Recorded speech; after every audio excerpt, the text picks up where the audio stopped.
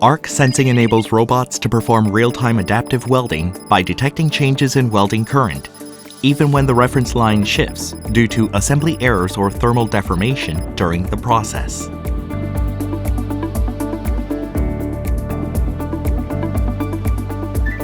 First, the welding reference path is established on the workpiece using touch sensing.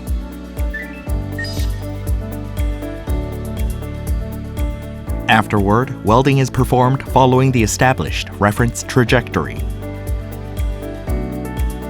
If an error occurs in the welding reference trajectory due to impact or heat-induced deformation of the workpiece, the robot performs real-time current measurement to estimate the weld line position and continues welding along the corrected trajectory.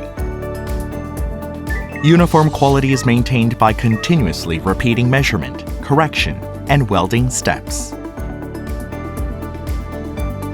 When reviewing the welding results, weld line tracking points are identified.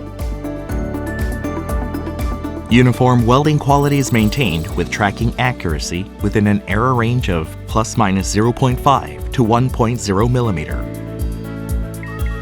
The arc sensing welding function is suitable for fillet welding, V-groove welding, butt welding, and straight curved section welding.